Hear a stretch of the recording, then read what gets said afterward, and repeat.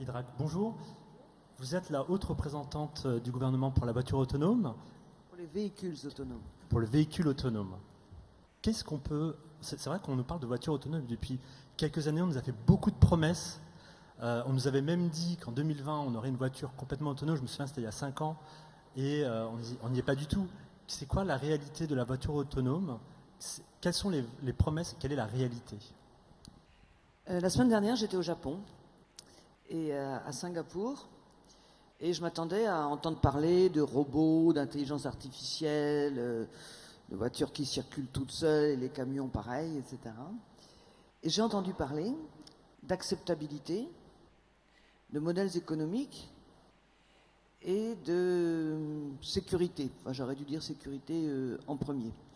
Et je dois dire que c'était tout à fait sympathique et intéressant, parce que ce sont exactement les mots-clés ou les références de la stratégie que j'anime, avec d'une part un volet interministériel qui est assez fourni, il y a une dizaine de ministères ou agences, et d'autre part une implication très forte des entreprises, que ce soit de l'automobile ou du transport en commun ou du numérique et tutti quanti. Voilà. Et donc les promesses techniques sont en train, mais pas simplement en Europe, en France, mais dans le monde entier, me semble-t-il, d'atterrir, en quelque sorte, sur un certain nombre de cas d'usage dont on pourra reparler, et qui effectivement sont très loin de la voiture individuelle qui se balade toute seule, quel que soit le temps, enfin la météo, et les circonstances géographiques ou de trafic. C'est-à-dire que la promesse de la voiture complètement autonome, sans volant, même avoir le dos tourné à la route, ça ne se réalisera jamais?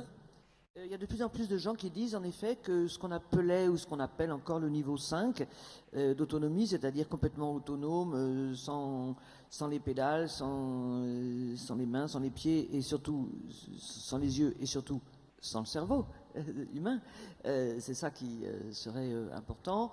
Il y a de plus en plus de gens qui disent qu'en effet on ne le verra sans doute jamais, ou en tout cas c'est vraiment pas demain c'est vraiment pas demain la veille. Ce qui apparaît de plus en plus comme cas d'usage, ce sont des usages sur des itinéraires plus ou moins dédiés. En tout cas, si c'est pas dédié, c'est avec une forte supervision, dont on parlera peut-être tout à l'heure avec certains opérateurs. Et en termes économiques, parce qu'on n'a pas encore vraiment trouvé de modèle économique, le modèle de la voiture individuelle pour permettre à quelqu'un de jouer au Candy Crush ou autre chose dans les embouteillages, c'est pas un modèle qui semble voué à un énorme avenir. Enfin, je veux dire, le créneau de marché est assez premium et assez ténu finalement. Bon. Et donc, ce qui a l'air de se développer plutôt comme idée, ce sont des flottes partagées.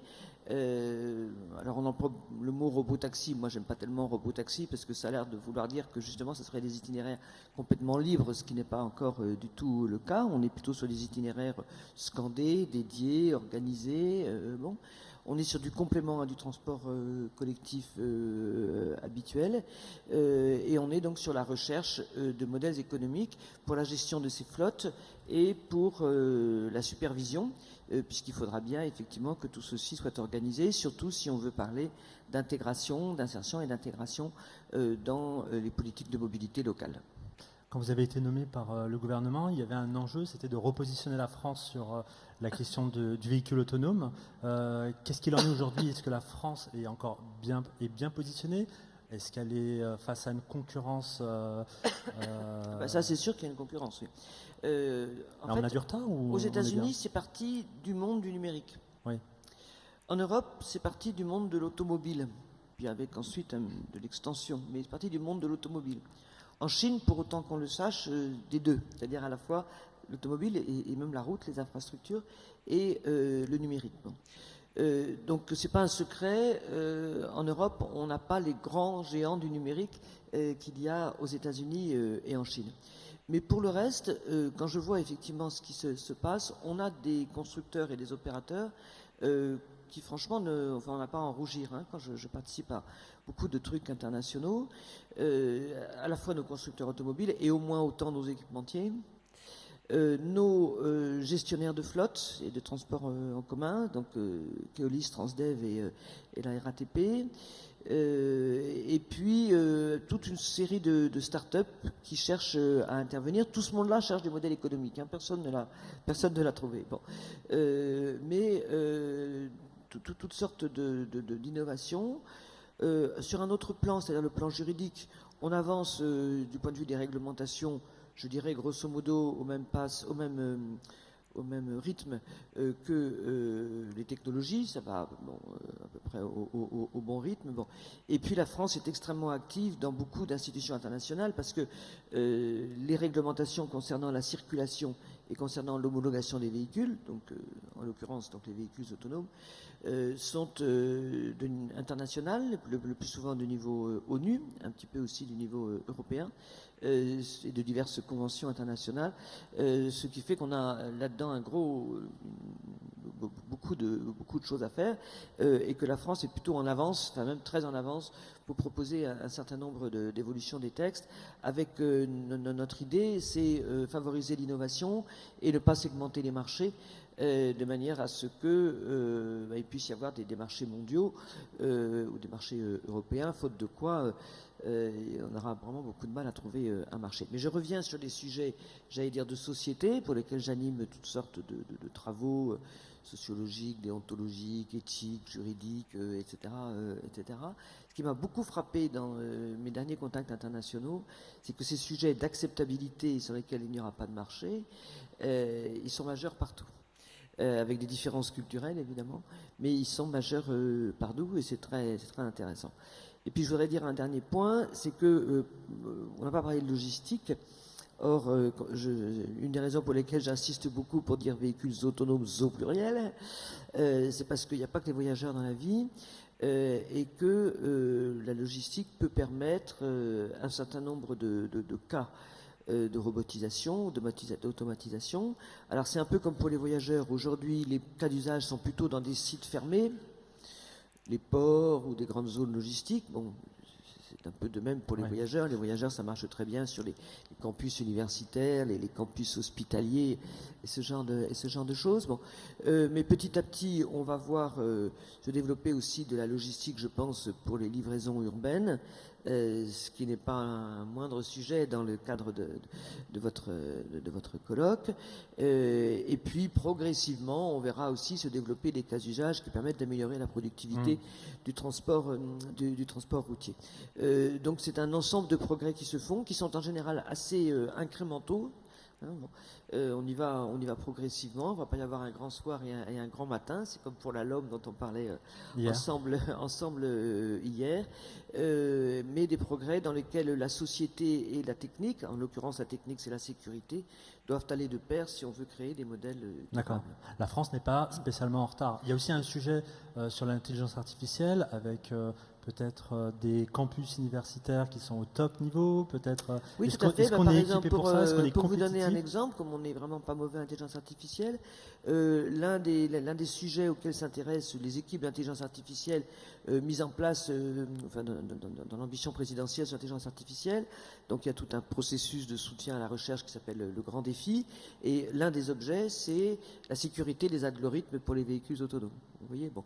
Donc tout ça, évidemment, est complètement lié à tout ce qui se passe sur l'intelligence artificielle, de même à ce qui se passe sur la filière automobile en général, et bien sûr sur la loi sur les mobilités, puisqu'elle a déverrouillé un certain nombre de points juridiques qui sont nécessaires pour déployer en vraie grandeur les véhicules, lorsqu'on aura passé le stade des expérimentations, déverrouiller en particulier les questions d'échange des données et les questions de responsabilité respective entre le système et l'humain. Ouais. Est-ce qu'on a exagéré l'enjeu de la voiture autonome pour les constructeurs automobiles qui nous disent, bon, bah voilà, il faut qu'on investisse beaucoup sur la recherche de la voiture autonome, entre autres d'autres investissements, que ce soit sur l'électrification, la connectivité.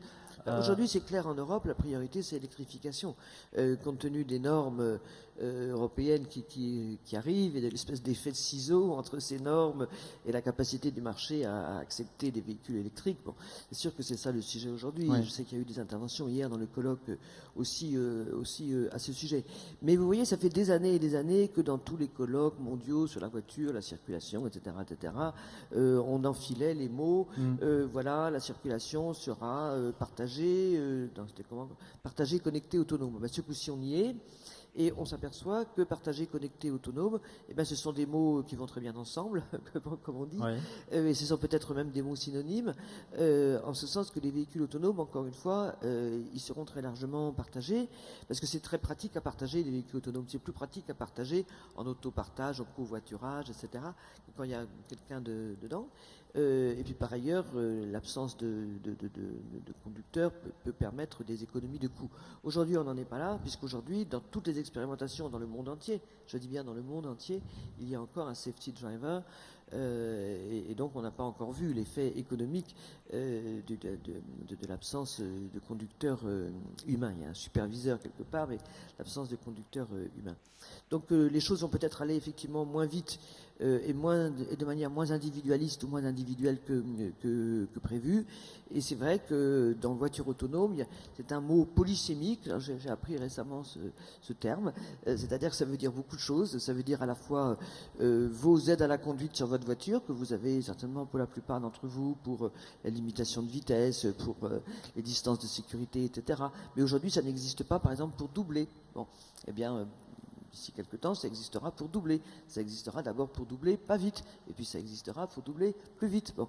Et ça, ce sont des progrès vers la délégation de conduite, c'est-à-dire vers l'autonomie. Bon. Mais ce n'est pas encore la voiture autonome qui se balade toute seule.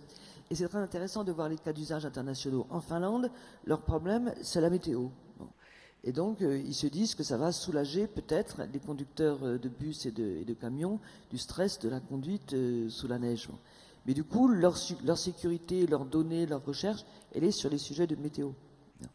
Au Japon, leur problème, c'est qu'ils sont vieux. Et donc, il n'y a plus de conducteurs de bus parce qu'ils sont trop vieux, et il reste quand même quelques personnes âgées à conduire, mais il n'y a plus de conducteurs de bus pour ça.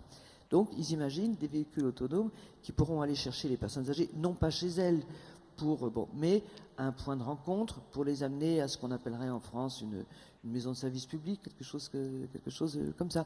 À Singapour, j'ai pris une navette française d'ailleurs, parce que partout on voit une navette française, hein, Navia et EasyMile en particulier. Bon, on les voit dans le monde entier, c'est formidable. Et donc à Singapour, j'étais dans une Navia, c'était pour la desserte d'un site touristique. Bon. On parle aussi quelquefois de ces véhicules pour la desserte en cas d'événements particuliers, d'événements sportifs, des choses comme ça. Bon, entre nous soit dit, il faudrait des grosses capacités quand même. Enfin, bon, donc des cas d'usage assez fins, hein, voilà, et qui vont se développer progressivement. Et nous, les expérimentations que l'on fait en France, donc il y en a une nouvelle série, une nouvelle génération de l'expérimentation qui est en cours là, avec l'aide de l'État, et qui va permettre de collecter le maximum de données sur ce qui marche pas, et aussi sur l'acceptabilité, ouais. À la fois l'acceptabilité des gens à l'intérieur des véhicules, bon, mais ça en principe c'est pas trop compliqué, mais au moins autant l'acceptabilité de la société autour, des autres véhicules, parmi lesquels ceux-là vont progressivement, au cours des prochaines décennies, apprendre à circuler. Merci Madame Medra.